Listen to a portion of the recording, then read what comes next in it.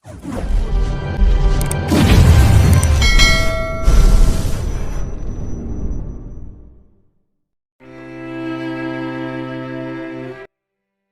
puntong yun ay napalingon si Alexander sa kanang direksyon niya. Nahagip niya ang kanyang paningin si Joaquin na nakaupo sa wheelchair nito kasama ang assistant nitong si Jared. Naroon din ang isang babaeng hindi pamilyar sa kanya sa gilid ng lalaki. Si Joaquin ay nakasuot ng itim na suit habang seryosong nakatingin sa direksyon nila. Ang babae naman ay nakasuot ng isang royal blue na gown at kumikinang-kinang yun. Nakasuot din ito ng mamahaling sandals na ilang pulgada ang taas. Bawat hakbang ng babae ay naririnig ang tunog ng pagbagsak nito sa sahig. Napansin ni Zinaya si Alexander na may tinitingnan nito kung kaya't agad siyang napatingin sa direksyon kung saan nakatingin ng lalaki. Na magtamang mga mata ni Zinaya at Joaquin, doon lamang sumilay ang ngiti ng lalaki. Ang kaninang seryoso nitong tingin ay naging kalmado. Ngumiti si Zinaya sa asawa ngunit nang mahagip ng tingin niya ang babaeng nasa gilid nito ay unti-unting nawala ang ngiti niya sa labi. Sandaling nanlaki ang mga mata ni Zinaya. Dr. Samantha? Bulong niya, sapat na marinig ni Alexander. Kilala mo ba siya? Tanong nito kay Zinaya, subalit hindi sumagot ang babae. Nakaramdam ng kaba si Zinaya na makita si Samantha. Hindi niya alam kung bakit niya naramdaman yon pero talagang hindi niya gustong nasa tabi nito si Joaquin. Naglakad siya papalapit sa asawa, ni hindi man lang niya pinansin ng babae. Ngumiti siya kay Joaquin at bumaba ang tingin sa hawak-hawak nitong scarf. Nakakunot ang noo ni Zinaya. Magtatanong na sana sa asawa ngunit naunahan siya nito. You forgot your scarf, wife. Kaya dinala ko na to sa'yo. Malambing na sabi ni Joaquin sa kanya sa kanapangiti ng matamis. Hindi mapigilan ni Zinaya na kiligin dahil sa sobrang gwapo ng asawa niya ngayon. Bagay na bagay talaga sa lalaking suot-suot nitong suit. Malinis na rin ang mukha at nagpaahit pa ito ng bigote na talaga namang nakapagpa-turn on sa kanya. Nagpagupit din ito. Halatang pinaghandaan din ni Joaquin ang salo-salong magaganap mamaya. Ang pogi naman ng asawa ko, sabi niya habang nakatitig kay Joaquin. Kita niyang pamumula ng pisngi ni Joaquin at nahihiyang tumingin sa asawa. And you are dazzling too, wife. Ikaw ang pinakamagandang babae sa paningin ko ngayon, sagot nito at hindi mapigilang ngumiti sa akin. Sinulyapan ni Zinaya si Samantha. Kita niya ang selos sa mga mata nito kaya napangisi siya. Alam niyang bet nito ang asawa niya kung kaya't mas inasar pa niya ang babae. Let me introduce you to my uncle. Tara na, Habi. Malambing na tanong niya kung kaya't napatango ito. Tila ba nakalimutan ni Joaquin na nandun si Dr. Samantha. Kaya naman lumapit ang dalaga sa katinawag ang kanyang asawa. Tumaas lang ang kilay ni Zinaya sa katinignan ng doktor. Joaquin, I'll just go. Lumingon si Joaquin kay Samantha. Doon lang siguro nito naalala na kasama nitong babae. No, sabi mo wala kang kasama ngayon. Sumama ka na lamang sa amin. Mabait ang asawa ko, kung kaya't magkakasundo kayo. Hindi ba, wife? Sabi ni Joaquin kaya napatango na lamang siya. Wala siyang nagawa ko hindi tumango. Ayaw naman niyang sirain ang gabi niya. Oo naman, sumama ka na lang sa amin, Dr. Samantha. Yan na lang ang nasabi ni Sinay at naglakad papalapit kina Alexander upang ipakilalang asawa niya. Nakasalubong ko si Dr. Samantha, wife. Nagkamustahan kami at nasabi nga niyang wala siyang kasama dito. Kung kaya inalok ko siya na sumama sa akin para makilala kanya ng lubusan. Do you think siyang matalik kong kaibigan na si Bianca? Na-excite na tanong ni Joaquin sa kanya. I don't know. Baka oo, baka naman hindi. Tipid niyang sabi sa asawa sa kanginitian si Joaquin. Nang makalapit sila kina Alexander ay kagad na ipinakilala ni Sinay ang asawa kay Don Fausto. Uncle, si Joaquin po, asawa ko, sabi niya't napalingon siya kay Joaquin. Joaquin, si Don Fausto, siyang matalik na kaibigan ng magulang ko at namamahalan ng kumpanya namin sa ngayon. Ikaw ba si Kit Joaquin Anderson? Ang isa sa pinakamahusay na negosyante sa Asia. Tanong ni Don Fausto kay Joaquin. Tumango si Joaquin sa kakinamayan ng matanda. Ako nga po, Don Fausto. Aba, hindi nga ako nagkakamali. Hindi pa rin talaga malabong aking paningin, natutuwang sabi ng matanda sa lalaki, kaya ang lahat ay nagsitawanan. Napakaswerte niyong dalawa sa isa't isa. Itong sa Alexander, kailan kayo magkakaroon ng asawa? Ilang taon na rin na nakalipas nung mamatay si Diana. Sana'y nakamove on ka na, iho, sabi ni Fausto kay Alexander. Napakamot sa ulong lalaki sa kanapailing. Hindi ko makakalimutan ng asawa kong si Diana. Naputol ang sasabihin ni Alexander nang magawi sa paningin niyang isang babae naglalakad palapit sa kanila. Zinaya! Sigaw nito kay napalingon si Sinaya sa babae. Nanlaki ang mga mata ni Sinaya na makita si Dahlia doon. Oh my gosh, Dahlia! Nandito ka? Wala, picture ko lang to. Kidding aside, ang kumpanya ko ay naimbitahan sa engranding party na to, kaya on behalf of my company, ay ako na mismong dumalo. Sa puntong yun ay lumukot ang mukha ni Dahlia. Ikaw ha, ni hindi mo sinabi sa akin na isa ka palang Monte Carlo. Kung hindi ko lang na-meet kanina si Thunder at Luke, kanina hindi ko pa malalaman. Napalingon-lingon si Sinaya, para bang hinahanap ang makukulit na sina Thunder at Luke.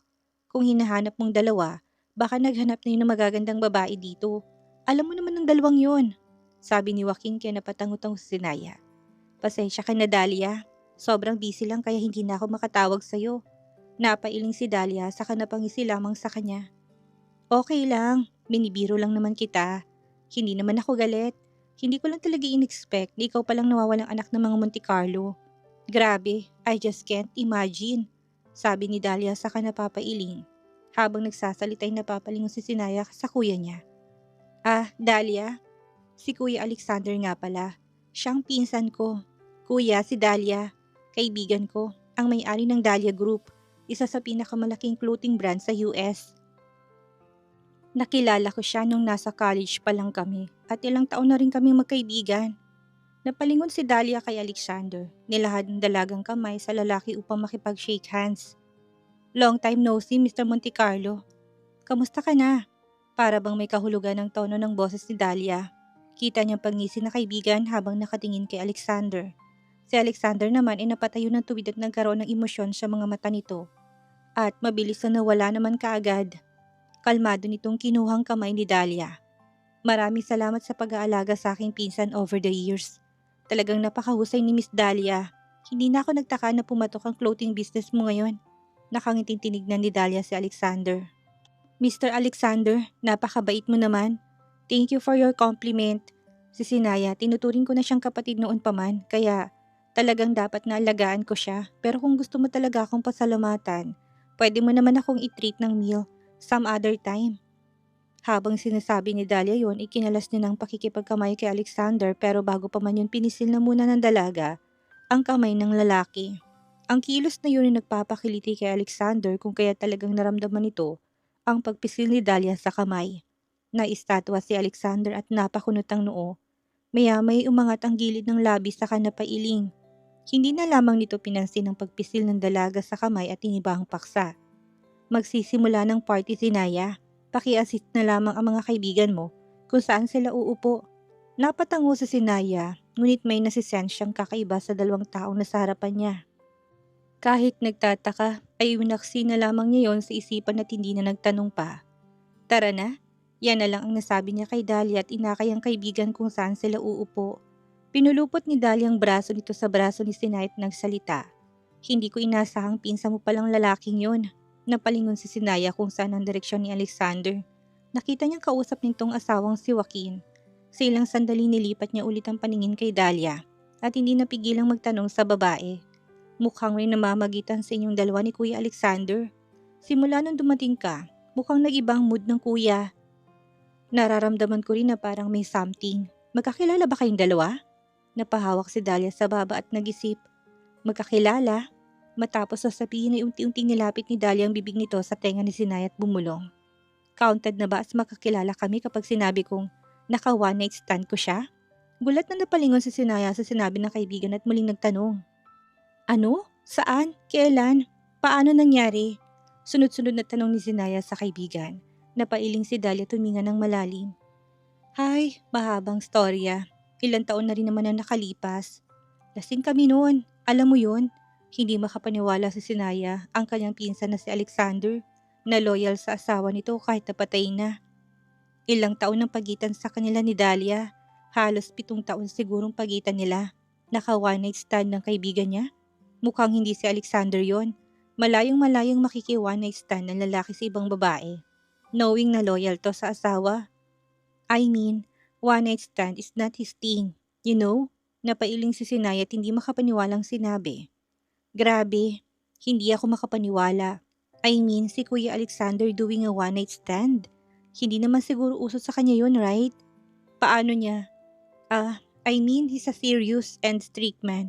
Tumawa ng mahina si Dahlia at misteryosang napangiti kay Zinaya. Well, nagkakamali ka Zinaya. Sa private, hindi siya ganoon. Napapailing si Sinaya, hindi makapaniwala sa sinabi ni Dahlia. Pero hindi naman magsisinungaling sa kanyang kaibigan niya, hindi ba? I mean, base na rin sa mga titigan ng dalawa, na halata niya talagang makakilala ito at may past talaga. So, may gusto ka pala sa pinsan ko. Type mo siya? Nang marinig yon ay mas ngumisi pa si Dahlia. Tinignan nito ang refleksyon ni Alexander sa wine glass na hawak-hawak ng babae. Well, I like him. Gustong physical appearance niya. The way he talks, walks, and everything. The way he screamed my name when we were. Stop! Inis na sabi ni Sinay at tinakpan ng tenga. Alam niyang tinutokso siya ni Dahlia. Halatang halata sa ngisi na kaibigan niya.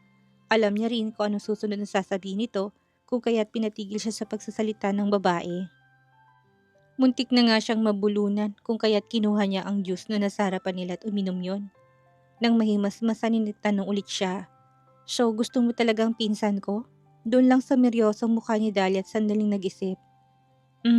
Hindi ko alam kung gusto ba tong nararamdaman ko or infatuation lang. Pero kasi minsan hinahanap-hanap kong kanyang haplos. Lalo na sa gabi. Napahinga ng malalim si Sinay at sinamaan ng tingin si Dahlia. Hindi niya alam kung nasasabi ba ito ng totoo o pinagtitripan lang siya ng babae. Dahlia, pwede bang sumeryoso ka? Ikalma mo yung kifi mo, please lang. Hindi ko na alam ang gagawin sa'yo. Natawa ng mahina si Dahlia at napapailing. Sige na, I can't move on, lalo na sa nangyari sa amin. Alam mo naman ako, I am preserving my virginity for the one I love. Pero kinuha lang yun ng ganun kadali ng kuya mo. I mean you know how important my virginity is to me, right? Kaya siguro hirap din ako makamove on sa nangyari. Like, love, I don't know. Bastang alam ko lang gusto ko pa siyang makilala ng lubusan. Pwede mo ba akong tulungan sa kanya, Zinaya? Kita ni Zinaya ang determinadong mukha ng kanyang kaibigan. Talagang ngayon lamang niya nakita si Dahlia ng ganon. Ni minsan wala itong kainteres sa mga lalaki pero nang makita nito si Alexander na ilang taon ang agwat nila. Mukhang nagbago ang lahat. Hindi naman makatanggi pa si Zinaya dahil ngayon lamang ito humingi ng pabor sa kanya. Isa pa, sobrang nadadala siya sa pagpapapi eyes nito sa kanya. Okay. Ako ang magsisilbing tulay ninyong dalawa. I got you. My friend, don't worry. Pero hindi ko kontrol ang feelings ng kuya ha. Hindi ko naman hawak ang nararamdaman niya. Aware ka naman siguro sa past relationship niya, tama? Lumiwanag ang mga mata ni Dahlia at sumaludo kay Zinaya. Huwag kang mag-alala, Zinaya, my best friend. Ako nang bahala at paiibigin siya. Hindi ako papayag na walang may mangyari ulit sa aming dalawa. Aray ko naman po. Bigla niyang kinurot si Dahlia at sinamaan ng tingin. Hoy babaita, maghunos dili ka naman. I-preserve mo yung kifi mo. Huwag mo na ulit ibababang bataan mo pagdating kay kuya. Magpakipot ka naman kahit na konti. Tumawa si Dahlia at nag-peace sign lamang kay Zinaya. I'll try. I will try. Ang lahat ng guest na nandoon ay nagsiupuan na sa kanilang mga mesa. Si Alexander at Joaquin nandun sa gilid at nakikipag-usap sa mga mabibigat na negosyante sa iba't ibang bansa. Lumapit si Sinaya sa dalawa kung kaya tinignan siya nito na may pagtataka. Agad na bumulong si Sinaya kay Alexander.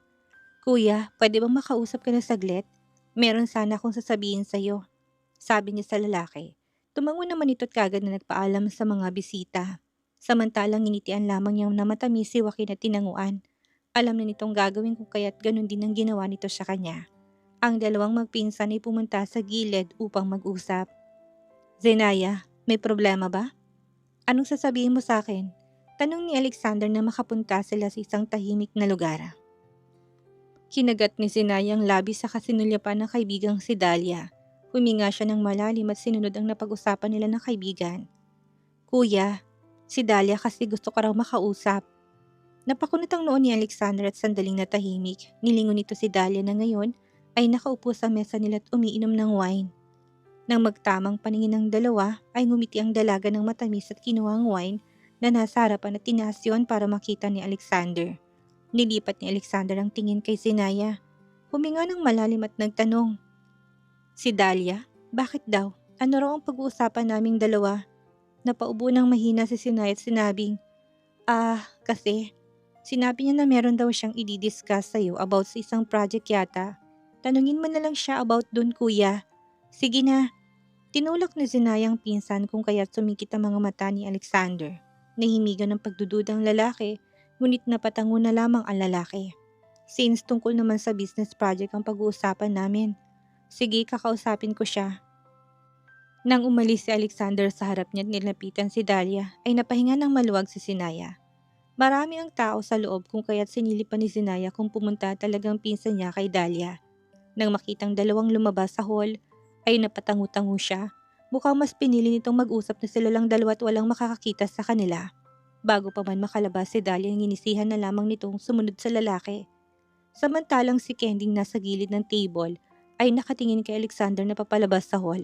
May kasama tong babaeng hindi niya naman kilala. Nang makita niya kung paano tignan ni Alexander ang dalagang yon, hindi mapigilan ni Kending sumikip ang dibdib niya. Matagal niya nang gustong lalaki ngunit alam niyang wala itong interes sa kanya. Nakita niya rin kung paano kinausap ni Zinayang pinsan nito at maya-maya ay pumuntang lalaki kay Dahlia. Mukhang narireto ng babae ang pinsan nito sa kaibigan. Nang mawala sa paningin niyang dalawa, ay nakaramdam na matinding selos ang dalaga. Kinuha niyang wine sa harapan at sunod-sunod na nilagok yon. Mukhang nagsiselos ka. Napalingon si Candy sa babaeng katabi niya. Napakunot ang kanyang noo. Tila ba inalala kung anong pangalan nito. At nang mahalata siya ng babae dahil sa ekspresyon niyang pinapakita ay agad itong nagsalita. Oh, sorry. Ako nga pala si Samantha. Kaibigan ako ni Joaquin at Sinaya. Nakangiting tong sabi sa kanya. Nang marinig niya sinabi nito ay lumiwanag ang kanyang muka. Kaibigan ka ni Ate Sinaya? Tanong niya sa dalaga. Tumangu-tango si Samantha. Oo, I am a doctor. Ako rin ang sumagip sa asawa niya nung nagkaroon to ng aksidente. Kaya yun. Oh, manghang-manghang sabi ni Candy. Sa isip-isip niya, mukhang malaki ang koneksyon nito sa mag-asawa, lalo na kay Sinaya. Magagamit niya ito upang mapalapit sa babae nang sa ganun ay mapalapit din siya kay Alexander. Ngumisi si Candy sa kahinawakan ng kamay ni Samantha. Since kaibigan mo naman pala si Ate Zinaya, might as well sumama ka sa akin at makipag-bonding sa kanya. Na-excite na sabi ni Candy, subalit na pailing si Samantha. Hindi kasi kami ganun ka-close ni Zinaya eh. Kagaya ng babaeng kasama ni Alexander na lumabas kanina. Nakangiwing sabi ni Samantha. Kitang-kitang pagkalungkot ng mga mata ni Candy nang marinig na may kasamang babae ang gusto niya ngayon. Nahalata naman yun ni Samantha kaya hinawakan itong kamay niya. Sige, sasamahan kita kay Zinaya. Huwag kang mag-alala. Makikipag-close tayo sa kanya. Alam kong bet mong pinsan niya. Huwag ka nang magkaila pa. Ganyan na ganyan din ako sa taong gusto ko. Nakangising sabi ni Samantha at hinila si Candy papalapit kay Zinaya. Magkahawak kamay ang dalaga habang nakangiting binati ang babae.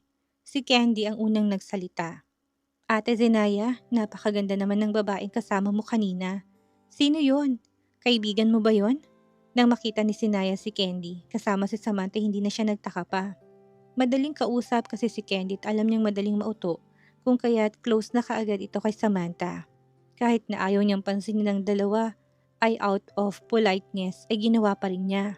Pilit na ngumiti si Sinaya sa dalawa at napatango kay Candy. Oo, siya si Dahlia, best friend ko.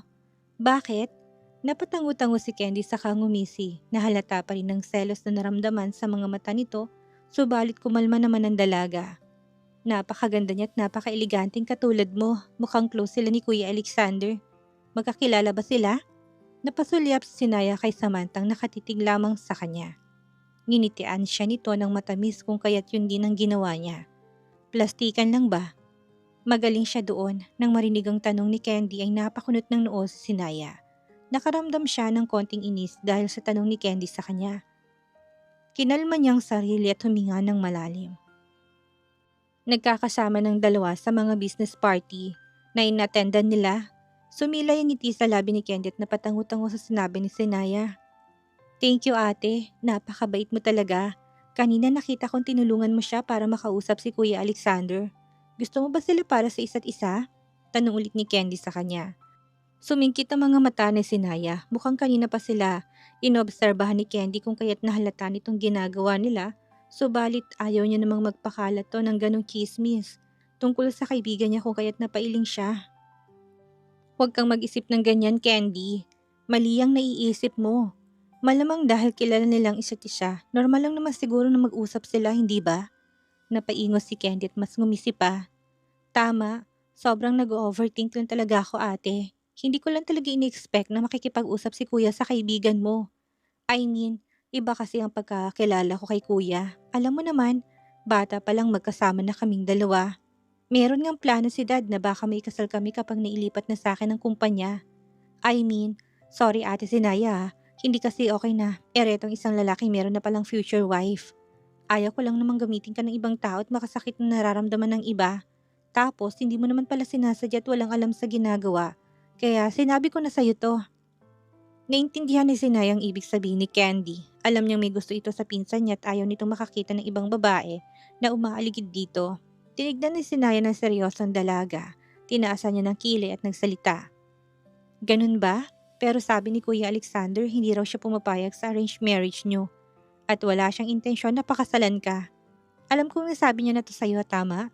Since wala naman palang ugnayan kayong dalawa at hindi naman magkasintahan, paano mo nasabing sinisira kung arranged marriage nyo? I mean, wala akong ginagawang masama ah. There's no such thing as matchmaking or reto-reto. Isa pa, bakit naman ako nakakasakit ng feelings? Aware naman ako na single at ready to commit sa kahit na sinong babae ang pinsan ko.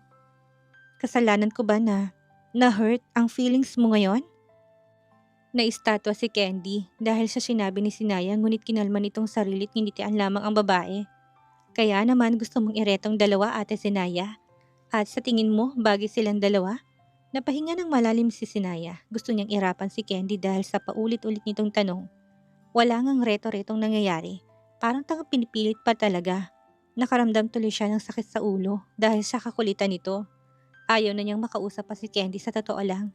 Sa puntong yun napalingon siya kay Joaquin. Wala na itong kausap at hinihintay na lamang siyang lumapit. Wala ako sa posisyon para sabihin sa'yo yan. Kung sa tingin mo bagay sila, then okay. Kung hindi naman, okay pa rin. Si kuya naman ang pipili ng gusto niyang babae. Habang buhay at kung sino magugustuhan niya in the future ay talagang susuportahan ko siya. Please excuse me. Hinintay na rin kasi ako ng asawa ko. Sabi niya sa kakaagad na umalis sa harapan ng dalawang asungot na babae. Hindi na niya hinintay pang reply ni Candy. Dere-derecho na lang siyang naglakad papalapit kay Joaquin. Samantalang sinamaan lang ng tingin ni Candy si Sinaya habang naglalakad papalayo sa kanila. Idyota, hindi ba niya ako kilala? Bulong nito sa sarili. Mabilis na nilagok na dalagang ang wine at inubos ang laman nun. Tama si Sinaya, talagang kinausap siya ni Alexander. Una pa lang na ayaw nitong maikasal sa kanya dahil kapatid lang ang turing ni Alexander sa kanya. Wala itong planong pakasalan siya. Mabilis nitong nireject ang proposal ng ama, pero ano naman ngayon? Wala siyang pakialam kung nireject man siya o kinausap ng lalaki na kapatid lang ang turing nito sa kanya. Hindi naman ito sinabing ayaw siya nito, hindi ba? Kinuyom ni Candy ang kamao. Sa loob ng ilang taon, ama na niya ang katulong ni Alexander sa lahat, pati din sa mga negosyo nitong naiwan ng pamilya. Isa pa nung nawalang pinsan nito na si Sinaya noon ay ang ama niya na ang umagapay sa lalaki. Kung walang kanyang ama, baka nalugmok na ng tuluyan ang pamilyang Monte Carlo. So kung ipipilit ng ama niyang pagpapakasal, baka walang choice si Alexander. Nasundin ang kagustuhan ng ama niya, hindi ba? Napangisi si Candy, mapapasa kanya pa rin si Alexander sa huli. Alam mo, Sinaya, ganyan daw talaga yan, feeling entitled. Hayaan mo siya. Halatang halata namang nerereto niya ang kaibigan niya sa future husband mo. Sabi ni Samantha kay napalingon si Candy sa dalaga. Doon lamang niya napansin ito. Sabi ko na nga ba, pareho tayo nang naiisip. Alam kong nerereto nitong babaeng yun kay Kuya Alexander. Hindi ba nito naintindihan na kung una't magkakabata kaming dalawa, kung kaya't ako lamang ang may karapatan para kay Kuya? Inis na sabi ni Candy kay Samantha. Hinawakan naman ni Samantha ang balikat ni Candy at tinapik-tapik yun. Alam mo, pareho din tayo kaya naintindihan ko yung nararamdaman mo. Nalalaki ang mga mata ni Candy sa humarap kay Samantha. Talaga ba, Dr. Samantha? Hindi ba sobrang sakit para sa akin na malaman na may pinopormahang iba ang gusto kong lalaki at mapapangasawa pa? Lalo na't may iba na palang nereretong magaling itong pinsan sa iba. Kainis, sabi pa niya saka nagdabog. Chill ka lang, akong bahala, tutulungan kita. Pwede kitang bigyan ng advice kung gusto mo lang naman. Nakangiting sabi ni Samantha kay Candy. Nagniningning ang mga mata ng dalaga nang marinig ang sinabi nito sa kapaulit-ulit na tumango. Sige po ate, wag mo na akong tawaging ate. Magkaedad naman siguro tayo. Kayo ni Sinaya magkaedad din, hindi ba? Tanong ni Samantha kay Candy. Hindi na lang pinansin ni Candy ang tanong ni Samantha bagkus. Hinila niyang doktor sa mesa ng mga to. Sa kabilang banda, nang makalapit si Sinaya sa asawa ay mabilis nang kinintelan ito ng halik sa pisngi sa hinawakan ng kamay. Pasensya na, Habi. Medyo na busy lamang ako. Mukhang nakalimutan mo na rin ata ako. Busy ka rin kanina, I think. Napailing si Joaquin sa ginawaran ng halikang kamay ng asawa. Anak ba yun ni Don Fausto? Mukhang intense ang usapan nyo. May problema ba? At mukhang close na sila ni Doc Samantha. Napakunot ang noon ni Zinaya nang marinig ang pangalan ng dalawang asungot ay nakaramdam na naman siya ng inis. Huminga siya ng malalim at sinagot ang asawa. Dahil yun sa pinsan kong si Alexander. Sinabi niya sa akin na magkakaroon daw ng arranged marriage ang dalawa. Sina Kuya at Candy. Sinabi niya sa akin na huwag ko raw tulungan o ireto si Dahlia sa magiging asawa niya. As if naman, gusto siya ng kuya eh. Hindi nga pumayag to sa arranged marriage nila. Inis na sabi ni Sinaya sa asawa. Napakulot ang noon ni Joaquin at napailing. Si Alexander na self-centered at egoistic na tao. Kung ayaw niya, walang sino man na makakapilit sa kanya. Good luck to them. Anyway, may tanong ako, Habi. Inimbitahan mo ba si Dr. Samantha dito sa party? Kunot noong tanong ni Sinaya sa asawa, umiling si Joaquin bilang sagot. Hindi.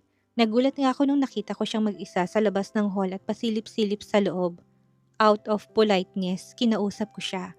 Bakit mo naitanong, wife? Wala. Nagtaka lang ako kung bakit nandito siya. Akala ko kasi, inimbitahan mo siya.